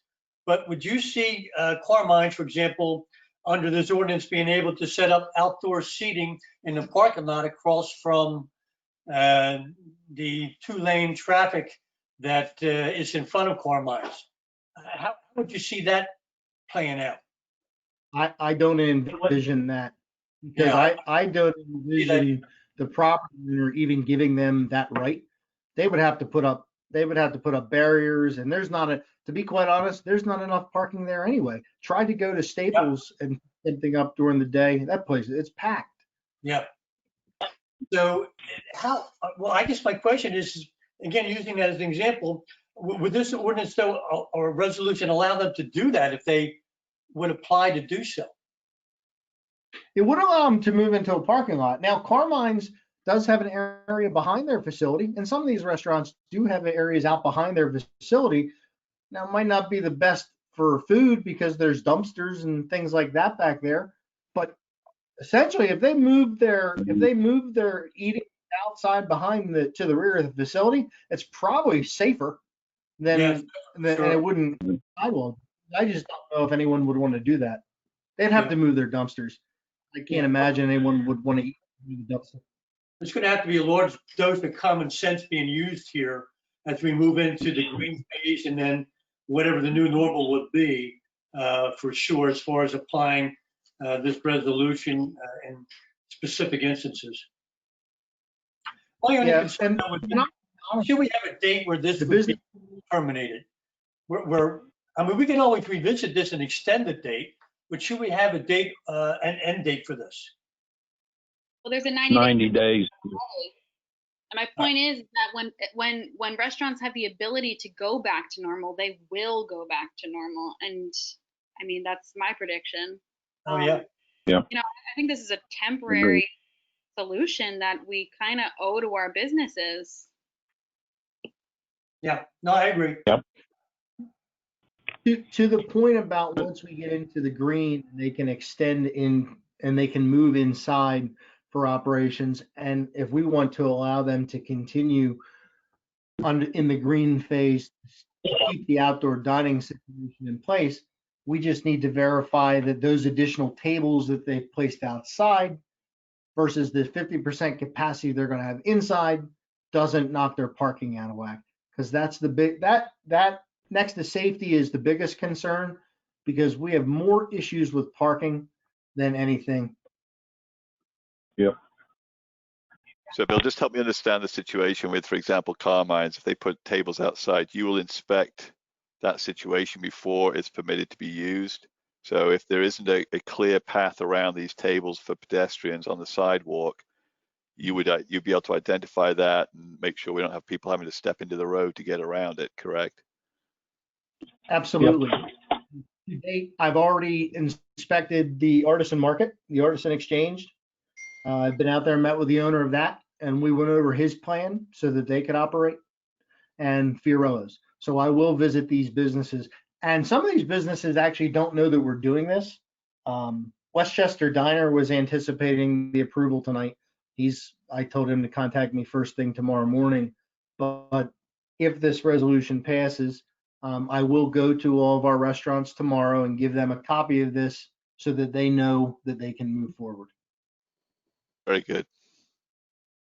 Well, I'd like to make the motion to adopt this resolution. I already made it. Yeah, and I already seconded it. All Yeah, right. we have a first and second. This is Doug. May I Okay. make a comment, please? Yes, I just am trying to make sure I can ask for comment. Go ahead. Okay, could there be, please be wording that if a sidewalk will be used and it's adjacent to parallel traffic, that they require the Jersey barriers to be put up to protect the diners? No. Good idea. Well, this is a concern. These are going to be wide, narrow tables, and there could be some issues with respect to the driving along there, unless there's somewhere you can calm the traffic going around. I'm thinking specifically of a Carmine's or the Missy Sushi that's there. There are people that are still coming in specifically just to do curbside, which makes it also a little bit complicated. So I don't know if that's something we build in, but it's something we certainly need to be aware of if we're going to inform them. Yes, you can have sidewalks, but you also need to be able to manage curbside. Yes, to provide the protection as the code norm presently does for outdoor dining. So that's all. Thank you. And Bill would finish that. If I may, the code doesn't require bollards for outdoor dining. It provides pedestrian protection, such as barriers. Then, yeah. I mean, I think Rick has said in the past when we broached this issue that the sidewalk itself, because the curbing is up high enough that it acts as a barrier, that it gives a car a difficulty to jump it. It could, but if there's enough people there, probably I'd like to see extra barriers if possible. Thank you. Thank you, Dr. White. Do we have any other public comment on this this resolution? Yeah. Yes, Robin. This is Tom Casey. Go ahead, Tom. I support the need for these businesses to be able to operate. As somebody mentioned earlier, this is extreme circumstances. I just wanted to point out as I'm envisioning what you guys are talking about and the various restaurants that are through the township, some have parking lots private, and they're required to have X amount of parking, as Mr. Webb could attest to. They're also required to have X amount of handicap parking. Where what happens, or how is this measure going to account for the loss of those handicap spots, specifically the ones that are designed for lift vans? So if we allow, go ahead. You're not going to use. I thought you can finish. I'm sorry.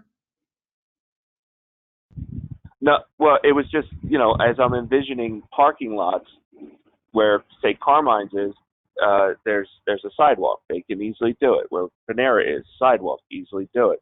But then there are other places like Fiorillo's or the little diner that's sitting, I don't know the name of it, that have to have X amount of handicapped spots. But if they allow outdoor dining with tables and barriers, those spots disappear.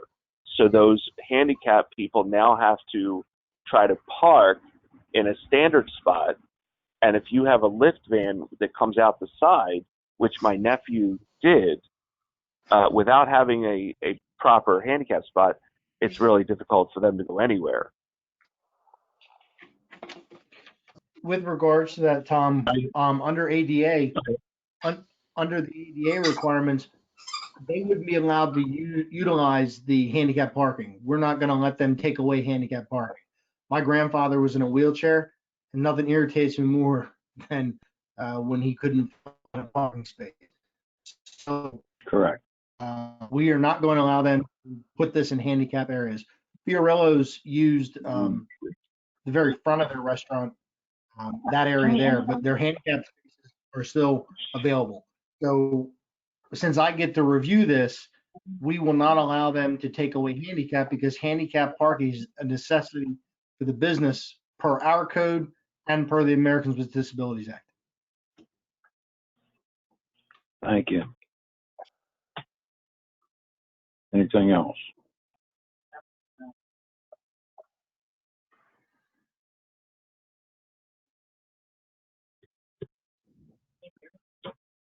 So, and Call by a then we'll motion. know more about. Sorry, go ahead. Tom, did you say something? Yeah, I was just saying I would recommend October 30th, and then reevaluate it at that point. You got 90 days right now. Motion. So within the 3 months, you reevaluate it. Good suggestion. Any other comments by board members or any other comments by the public? Okay. I have a quick question for Kristen. Did the borough or any other municipalities approve outdoor dining in a similar situation to us? I mean, excluding this whole Gay Street closure thing. Yeah, Upper Euclid Township did last evening. Okay, so okay, thank you. Okay, we have a motion and we have a second. So Sean, can you start with the with your aye or nay? Aye. John? Aye. Ashley? Aye. Hugh? Aye. Robin? Aye.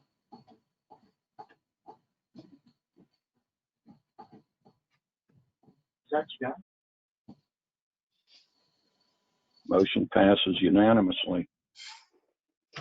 Well, now we all just have to spend our money to make sure that they actually can get themselves out of the hole that they may still be in. I like Fiorillo's, so I'm kind of glad that they are having that. That's a good location. Okay, so the last section here is the consideration of statement by Board of Supervisors regarding racial injustice. So I don't know whether Ashley or John is going to speak to this. Yeah, I'll speak to this. I want to make a motion for the West Goshen Board of Supervisors to adopt the following statement regarding the killing of George Floyd on May the 25th, 2020 in Minneapolis. And with that, I'm going to yield the floor to Ashley to read the statement. Ashley, you want to read it? Sure, John, thank you. I just want to preface this statement with the fact that I think that we all feel tensions are high right now, not only in our township, but nationwide. And as a board, we want to acknowledge this. And so we decided that we would release this statement. And so I'll just read it here. As members of the West Goshen Board of Supervisors, we express our heartfelt condolences and support for the family and friends of Mr. George Floyd, who was killed on May 25th, 2020. We acknowledge the feelings of anger, frustration, sadness, despair, and hopelessness that surrounds this tragedy, following many others that have reverberated across this country and our community. Racism is a daily reality for many in our society, and no community is immune. We have a thriving, welcoming spirit in West Goshen. With a supportive police department, we stand with those who protest peacefully against racial discrimination and inequality in our society, living up to our highest ideals of equal justice for all. We shall move forward during these difficult times. As citizens who can peacefully protest hate and racial discrimination, we can ensure the spirit and memories of George Floyd, Ahmaud Arbery, Breonna Taylor, Freddie Gray, Philando Castile, Trayvon Martin, and countless others remain alive. As board members, we shall continue to learn from other communities on best policing practices and recommendations such as the May 2015 final report of the President's Task on 21st Century Policing. Our police department can and has reached out to meet with leaders of the minority community to hear their concerns. As a township, we will continue to move forward in improving the place we want to live, work, worship, and raise our families. Yeah, thank you. All right, so I'll make the motion to adopt it. Well, I already made that motion. All right, then I'm going to second you. Okay, thank you. You got a fast trigger finger on these things. You're like, I'm doing it. I'm going to be the one. Alex Trebek, what are we playing? Alex Trebek Jeopardy here? Exactly. All right, so we have. I start off by saying I make the motion. We have a motion, we have a second. Do we have any public comment? No. Okay, well, hearing none, we'll go ahead and have the voice vote. Sean, you're first. Oh, I unmuted myself, sorry. It's Margie. Oh, did you want to speak? Yes, please. Okay. I'm glad you made the statement. Those were heartfelt and very strong words, but we need actions. So I'm tired of listening to so many governments, police departments, elected officials across our great nation making statements. So I'd like tonight, upon this approval, perhaps discuss forming a task force of citizens, of police officers, elected officials. What policies within the township can we adopt and abide by moving forward that is going to eliminate not just racial oppression, but oppression and intimidation of all people. This board in the past, not you five specifically, but I've witnessed boards limit public comment. I've witnessed you limit Muslims from speaking at West Goshen Township meetings. We need action, not just words. Thank you for your consideration. Thank you for your comment. Any other public comment? Well, I just requested, well, after we take the vote, if it's positive, that it be, posted up on the website, that's all. Okay. Yep. Okay, hearing none, unless somebody has got any other comments, we're going to go ahead and do the vote. Sean, go ahead. Aye. John? Aye. Ashley? Aye. Hugh? Aye, with reservation. Do you need to define the reservation? No. Okay. Not I necessary. okay, thank you. So we have 4.5 with some reservation. Fair enough. After you finish, I'll tell you what I'm.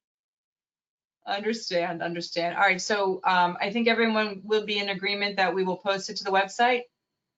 Yes. Yes. Will do. Okay, very good. Margie, Doug, thank you for joining us this evening, and Tom, I wasn't sure if he dropped off yet.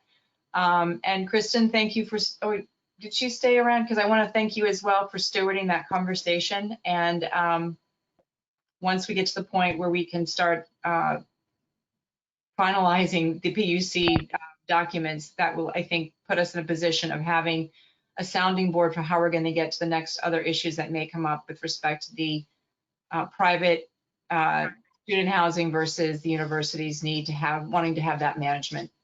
And I do think we need to consider if the financial impact and just do some level of analysis of, we've talked about this. I remember Sean is talking about the fact that, we'd like to be able to preserve some of the area in Carter Drive where we could continue to have tax revenues generated. And if the university wants to move in their direction, maybe we need to do some work to understand that better in terms of what it's going to have as an impact to our community financially. Excuse me, Robin, may I make a comment, please? Public comment? Sure. This is Doug. Yes, Doug, go right ahead. Okay. I support your resolution. I thought that was very heartfelt. But I'd like to make a little comment here. I was looking at the meeting minutes from August 27th, 2014. A lot of condolences were made to me and my family, but no public or no official statement from the board at that time was ever made. I'm just thinking about that too, concerning what happened to my dad. Condolences are nice, but it would be nice to see an official statement be made. That's all. Thank you. Well, Doug, if that's the case, it would be really wonderful if you could help prepare that for us so that since many of us didn't know him personally, we know about his tragic death. But the opportunity for you to share the highlights of your father's commitment to the community, his initiatives, his vision, I think that would be very helpful for us. We could then make that statement. Doug, I'll work with you on that. I'll volunteer to work with Doug on that. I would like to. Okay, thank you, Ashley. Yes. Yes. I would be more than happy to do that. Going forward, that would be great. Thank you very much. Thank you. You're welcome. Hi, Robin. Doug, I just wanted to address Dr. White's statement again. And Doug, I know that you and I have talked about this with each other before. I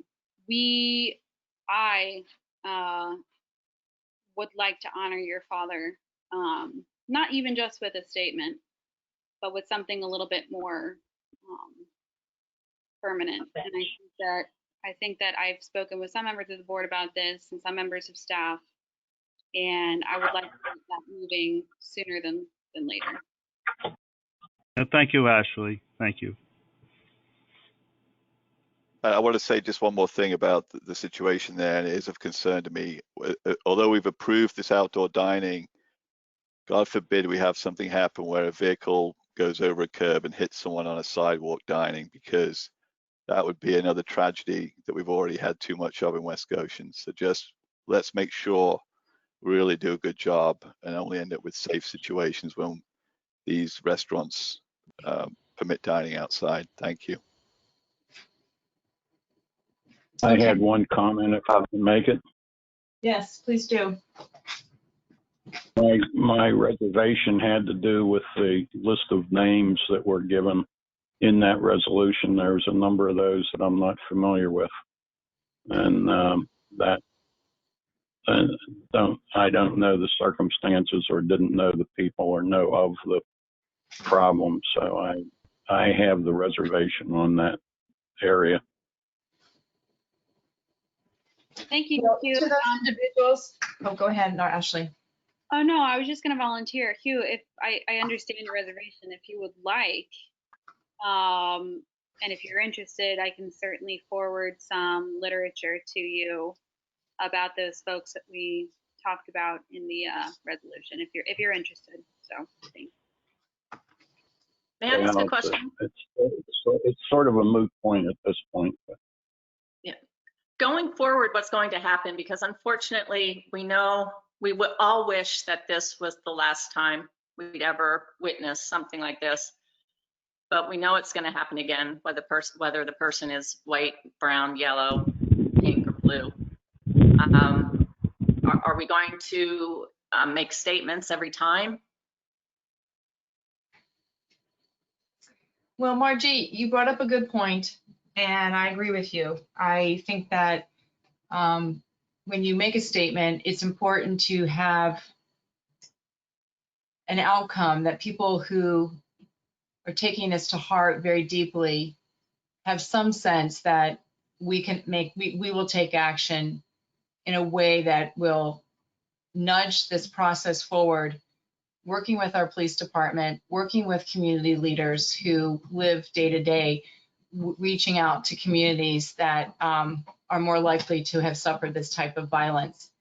And we're not in a position right now to actually fully figure out what that should look like for us, but it's definitely weighing on each of our minds and hearts because we don't want to see that happen. I know we saw that very, very horrific killing of Bianca by a person who just was either crazy, racist, or just didn't care. And That's right.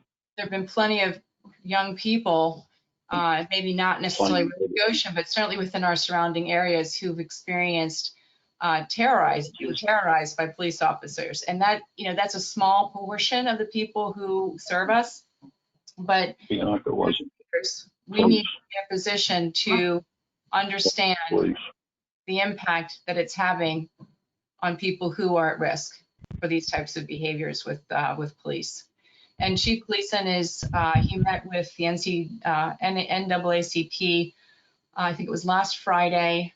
He's planning on convening a consortium of discussions sometime in the fall. And I'm hopeful that he will spend some time with us, maybe introducing us to some of these leaders that he met with already, so that we can pick up that mantle and also keep the conversation going, because those community leaders are right on the front line of caring for the people who are most at risk of these issues. Right, and I also would like to thank you, Robin. Thank you for that. And I would also like to add, Margie, that yes, I would like to make a statement every time one of these instances happens, because it's important and it matters to us all. And as I mentioned when I was reading our resolution, there are already guidelines out there, such as the May 2015 final report of the President's Task Force on 21st Century Policing. And that's why we included it in our resolution. It's actual concrete black and white guidelines that we want to explore, that I think are worth exploring, and changes certainly I think need to be made. And I'm speaking for myself on that point, but there's a lot of work that I plan to do around this issue. And that does include some kind of task force, if you will, or board or what have you, of citizens and police. So there are actions that are going to need to be taken. I agree with you. Just a question. We are so fortunate, and I'm well aware that we have an exceptional police department. But my concern is, because we're still governed under the second class township code, we don't have a police commission. So we don't have any oversight of our police department. We're lucky. We haven't needed that in the past. But going forward, I brought this up 4 years ago at a public meeting. You'll never find it in the minutes because it never made the minutes. But I was lobbying for our board to look at the creation or the movement, the transition to be a first-class township. We are one in name. We claim to be one in name, but we're still governed under the second-class township code. There aren't a whole lot of differences, but the differences would matter. It would speak volumes to this is an action that you took because you realize that, we've outgrown the second-class township code. We outgrew it in 1953, but we get pushback, as do other residents, other municipalities, because police departments don't want to go to a first-class township code, because then they are governed by the civil service code. Our police officers in the county, Calhoun Township is the only first-class township. Ms. Camp could help us along with it. She is already the solicitor of the only township in the county that is first-class township code. We would then have a police commission. The police department would be overseen by a police commission, and they would also fall under civil service code. And I'm not exactly sure what all that means, but that is something concrete. That is something that speaks volumes. And it's, it could have happened 2 years ago. And I think with the changeover We're going to have a lot of changes with the police department at the end of this year. I just would hope that you would look into what that means.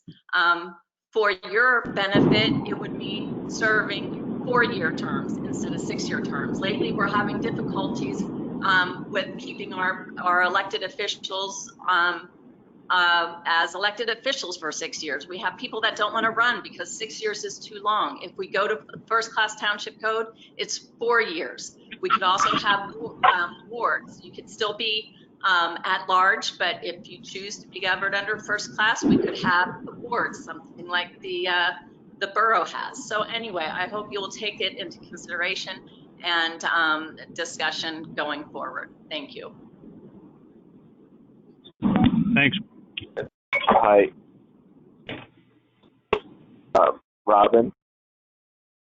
Robin, this is Tom, if I may. Yeah, I couldn't hear you the last time. I wasn't sure you were still here. Yes, go ahead. No, everybody was talking, so I just muted. So to kind of piggyback off of the official statement, and what I think making a statement regarding policing in our community is important. I appreciate the fact that George Floyd was brought in, but there's the greater issue here is oversight of policing. That's what most of the protests are about. It's not about any one individual. It's about oversight. And where do you go when you are aggrieved? Now in West Goshen, I don't know what that is. I don't know what that looks like. If I'm aggrieved by an officer in any way, shape, or form, no matter what my skin color is. So having a citizens board of sorts that has some, position where if someone feels aggrieved, they go to them, then they go to and sit down with police brass to discuss the issue. I think that's important, and I think that sends a message that that the community matters. I've had 2 instances myself over the last 5 years with 2 different officers where I could have complained, but where was I going to complain? There was no option for me. So I don't want to get into the specifics, but it sends a very positive message to the greater issue for the riots that we're seeing of oversight of the policing force. Because right now we don't have it. I don't believe we have it. There's no, citizen portal to complain other than going to Chief Gleason. And so I think that might be something that the board should consider. And I'd also like to end with, I'm aware that there's a search for a chief. I think that it might be a good idea for the board and the community at large that we start to integrate our force a little more, so that also sends a positive message into the community as well. Thank you for your time. Thank you for your comment. Thanks, Tom. Okay, so do we have a motion to adjourn?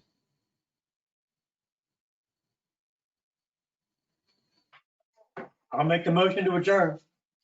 No? I'll second it. Okay, all in favor? Aye. Aye. Aye. All right. Good night, everybody. Thank you so much for your participation and good meeting. Thank you. Everyone. Thank Good you, night. Board. Thank you, Good night. Robin. Good night, everybody. Good night. Hear from you. Bye-bye.